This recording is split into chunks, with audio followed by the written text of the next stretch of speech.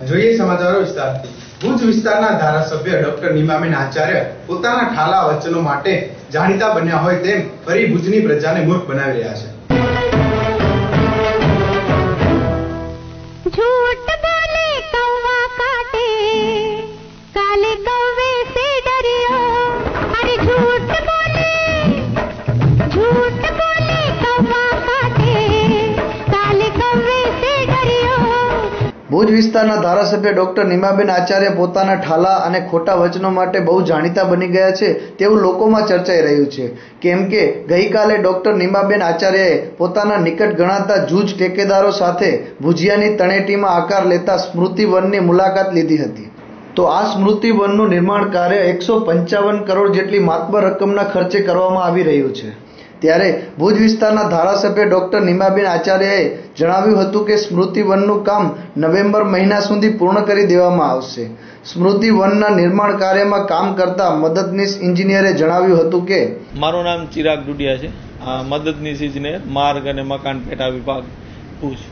આ ભુજિયા ડુંગરમાં અત્યારે એજન્સી એક છે કતીરા કન્સ્ટ્રક્શન, અને તેમાં કતીરાના કન્સ્ટ્રક્શનના સુપરવિઝનમાં 26 માણસો છે અને બાકી સ્કિલ અને અનસ્કિલ લેબર 625, એટલે ટોટલ 650 માણસો કામ કરે છે। સમગ્ર કામ Gujarat state disaster management authority Gandhinagar દ્વારા, એટલે કે GSDMA દ્વારા 155 કરોડ રૂપિયા ફાળવવામાં આવેલા છે સ્મૃતિવન પેટે, બરાબર। અને એમાં અત્યાર સુધી આપણે 2 કામ ચાલુ છે। એક કમ્પાઉન્ડ વોલ, જે ભુજિયા ડુંગરની ફરતે કમ્પાઉન્ડ વોલ, એમાં આપણે 4 કરોડનો ખર્ચ કરેલ છે। અને અત્યારે ચેક ડેમોનું કામ ચાલે છે, ચેક ડેમ પાથવે, એમાં આપણે 26 કરોડનું કામ કરેલ છે। એટલે ટોટલ 30 કરોડ રૂપિયા અત્યાર સુધી 155માંથી વાપરવામાં આવેલ છે। કમ્પાઉન્ડ વોલનું કામ જે છે એ આપણે 2012માં કામ ચાલુ કર્યું હતું અને 2014ની શરૂઆતમાં કામ પૂરું થઈ ગયું છે। અને આ કામ 10/4/2013થી ચાલુ કરેલું છે અને નવેમ્બર એન્ડિંગમાં, એટલે કે 30/11/2015 સુધીમાં પૂરું થઈ જશે। દર્શક મિત્રો, 2 વર્ષ પૂર્વે ચાલુ થયેલા સ્મૃતિવનનું નિર્માણ કાર્ય આજ રોજ હજી પણ ગ્રાઉન્ડ લેવલનું થયું હોવાનું જણાય છે ને આ કાર્યમાં પણ 30 કરોડ જેટલી જ રકમ ખર્ચાઈ હોવાનું ડોક્ટર નીમાબેન આચાર્ય જણાવે છે। તો આવનારા 5 મહિનામાં બાકીની 125 કરોડ જેટલી માતબર રકમનો ઉપયોગ કરી સ્મૃતિવનનું નિર્માણ કેમ ઝડપી કરાશે? શું ડોક્ટર નીમાબેન આચાર્ય પાસે એવું કોઈ જાદુઈ ચિરાગ આવી ગયું છે? જેવા અનેક પ્રશ્નો ઊભા થયા છે। તો આ બાબતે અમારી સાથે વાત કરતા કચ્છ જિલ્લા કોંગ્રેસ સમિતિના નવનિયુક્ત પ્રમુખ નરેશ મહેશ્વરીએ જણાવ્યું હતું કે ભુજિયાનો સ્મૃતિવનની મુલાકાતો અને 30 કરોડ જેટલી રકમ ખર્ચાઈ ગઈ અને આ વર્ષે, એટલે કે નવેમ્બર સુધીમાં આ સંપૂર્ણ કામ પૂર્ણ થશે એવી નિવેદન ખરેખર હાસ્યાસ્પદ છે। કેન્દ્રની કોંગ્રેસના નેતૃત્વ હેઠળની UPA સરકારે આ કચ્છમાં ભુજિયાના સ્મારક અને સ્મૃતિ માટે 155 કરોડ રૂપિયા જેટલી માતબર રકમ મંજૂર કરી છે।